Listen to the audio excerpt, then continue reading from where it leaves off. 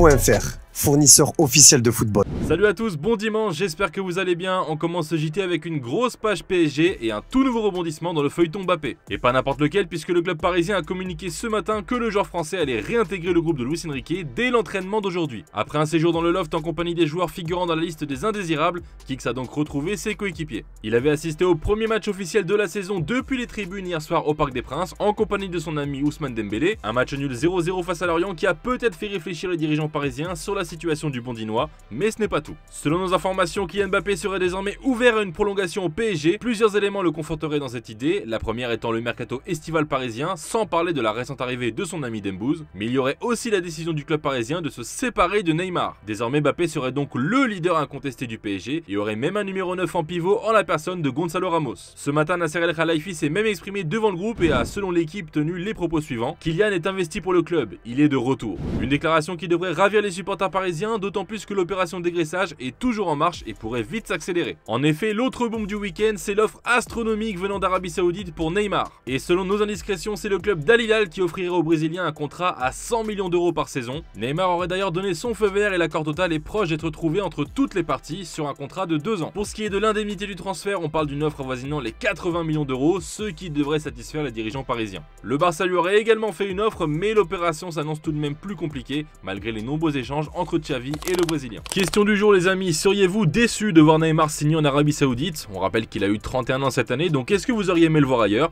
Dites-moi tout en commentaire et on en reparle demain. Et vendredi on vous demandait si Moïse Caicedo était une bonne affaire, alors globalement vous trouvez son prix beaucoup trop cher, mais vous avez confiance en ses qualités. Autre mouvement du côté du PSG, c'était avant le match face à Lorient hier, l'officialisation du transfert d'Ousmane Dembélé. On le savait depuis quelques jours déjà, mais ça y est, l'international français a bien quitté le Barça pour s'engager avec un autre club rouge et bleu. Il a signé pour 5 ans et portera le numéro 23. Déjà je suis venu en 2014 je crois, j'étais à la tribune Auteuil pour venir voir un match de Ligue des Champions contre Malmö. Et oui, en tant que Français, je viens d'Évreux, pas loin de Paris. J'ai toujours parlé du Paris Saint-Germain et je me suis dit c'est le moment de venir ici à Paris, en France, chez moi. Et puis voilà, je suis content et j'espère qu'on va faire de grandes choses ici. Bon, Ousmane, concrètement, qu'est-ce qui t'a convaincu de venir ici? Le discours du coach.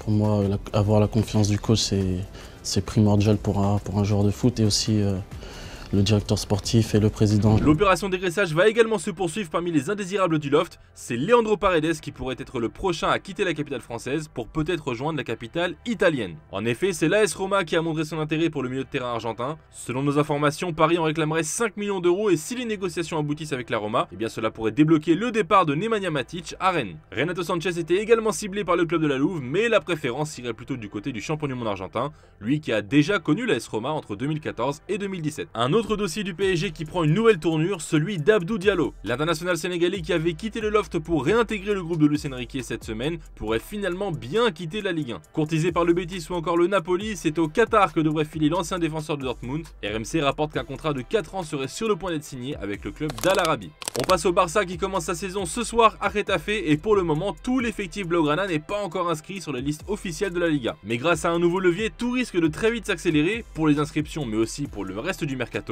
Les dirigeants barcelonais ont en effet bouclé un nouveau partenariat qui va rapporter pas moins de 120 millions d'euros au club catalan. Il s'agit de Libero Football Finance qui détient désormais 29,5% de Barça Vision. Une belle rentrée d'argent qui va notamment servir à boucler les deals en cours et celui qui est plus que bouillant, c'est celui de Joao Cancelo. Selon AS, Manchester City serait tout proche d'un accord avec le Portugais pour un prêt avec option d'achat. La volonté du joueur de rejoindre le Barça aurait été décisive et maintenant que les dirigeants blaugrana ont toutes les cartes en main pour conclure le transfert, l'arrivée du latéral en Catalogne serait imminente. Et l'autre dossier chaud du côté de Barcelone, c'est évidemment celui de l'attaquant et du remplaçant d'Ousmane Dembélé. Les deux noms qui reviennent avec insistance sont ceux de Neymar et de Bernardo Silva. Si le Brésilien est désormais tout proche de rejoindre Al Hilal, le souhait de réaliser un comeback au Barça est toujours d'actualité. Des échanges avec Xavi ont eu lieu, mais l'opération s'annonce difficile. Et concernant Bernardo Silva, le joueur attendrait toujours un mouvement du Barça, mais Manchester City espère toujours pouvoir le prolonger et lui a même fait une offre. Affaire à suivre. Et on l'a appris aujourd'hui via un communiqué officiel, la Fédération italienne de football a annoncé la démission de son sélectionneur Roberto Mancini, sans préciser les raisons de cette décision. Mancini était arrivé en mai 2018 et pourra se vanter d'avoir remporté l'Euro 2020 à Wembley face à l'Angleterre et également disputé une finale de Ligue des Nations en 2023. Allez, c'est l'heure des exclus foot mercato et on commence avec Rennes qui est tombé d'accord avec Nemanja Matic. Alors que les Bretons avaient proposé une première offre comme on vous l'avait révélé récemment, un accord a finalement été trouvé avec l'AS Roma. Le milieu serbe poussé pour que le transfert aboutisse, ce sera bientôt chose faite. Le montant de l'opération sera de l'ordre de 2,5 millions d'euros tandis que le joueur de 35 ans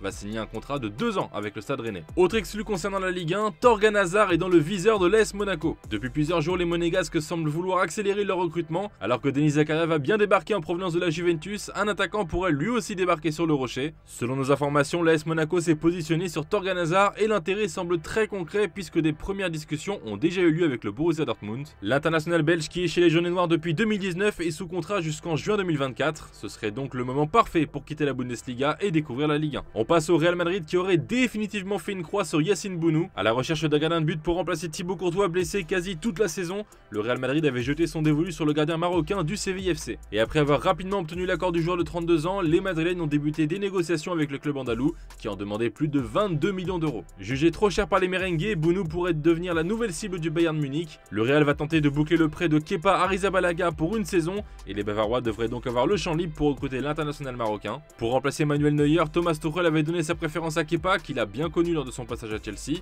Mais si l'Espagnol rejoint finalement le Real Madrid, c'est donc à Yacine Bounou que pourrait profiter l'occasion. Tanguy Ndombele fait l'objet de plusieurs convoitises et notamment de 2 clubs turcs. Prêté la saison passée au Napoli où il n'a pas réussi à s'imposer, le milieu de terrain français a fait son retour à Tottenham cet été. Cependant, le joueur de 26 ans ne devrait pas faire long feu du côté des Spurs qui l'ont placé sur la liste des transferts. Et selon nos informations, Galatasaray et Fenerbahçe ont formulé une offre de 10 millions d'euros pour le libérer de ses 2 dernières années de contrat. Néanmoins, le principal concerné n'est pas intéressé par un départ en Super League. Reste donc à voir si Ndombele réussira à s'imposer chez les Spurs cette saison. On passe aux officiels du week-end avec une info qui s'est confirmée aujourd'hui. Dimitri Payet va s'engager au Vasco da Gama. Après son départ déchirant de l'OM, Payet était en discussion très avancée avec le club brésilien. Et bien ce dernier a publié cet après-midi une belle vidéo sur ses réseaux pour annoncer l'arrivée du milieu offensif français. Payet devrait passer sa visite médicale dans les prochains jours à Rio avant de signer son contrat avec son nouveau club. C'était dans les tuyaux depuis de nombreuses semaines, c'est désormais officiel. Fred quitte Manchester United pour rejoindre Fenerbahçe. Le milieu de terrain de 30 ans va s'envoler pour Istanbul afin d'y passer la traditionnelle visite médicale. Arrivé à Manchester à l'été 2018 en provenance du Shakhtar Donetsk, Fred aura disputé 213 rencontres et a inscrit 14 buts avec les Red Devils. On en parlait cette semaine, Adama Traoré ne trouvait pas de prétendant, et bien c'est désormais de l'histoire ancienne puisque l'Espagnol s'est engagé avec Fulham. L'ancien joueur du Barça quitte donc Wolverhampton pour un autre club de Première Ligue. À 27 ans, Adama a signé pour les 2 prochaines saisons avec Fulham et portera le numéro 11. Le FC Nantes enregistre 2 nouvelles recrues et il s'agit de 2 Brésiliens. Tout d'abord le défenseur Marquinhos, prêté par Arsenal. Acheté 3,5 millions d'euros par les Gunners, le joueur de 20 ans a souffert de la rude concurrence dans le secteur défensif du côté de Londres et va donc chercher du temps de jeu en Ligue 1. Et la deuxième recrue n'est autre que Douglas Augusto, arrivé en provenance du PAOK Salonique. Le milieu défensif s'est engagé pour les 4 prochaines saisons avec les Canaries. On termine les officiels du week-end avec un joueur qui aura été dans les petits papiers de l'OM pendant plusieurs semaines, Joachim Meile. Le Danois va finalement connaître une nouvelle aventure en Allemagne puisqu'il s'est engagé à Wolfsburg. Après Aalborg, Genk et l'Atalanta de Bergame, le piston de 26 ans débarque à Wolfsburg pour les 4 prochaines saisons. Allez, on se quitte avec l'image du jour, Cristiano Ronaldo qui a remporté la Coupe arabe des clubs champions avec Al Nasser. Le Portugais a notamment inscrit un doublé en finale et n'a pas manqué de célébrer avec le trophée. Voilà, c'est tout pour aujourd'hui, prenez soin de vous et à demain pour un nouveau JT sur Foot Mercato. كريستيانو رونالدو يدخل بالكأس إلى منصة التتويج.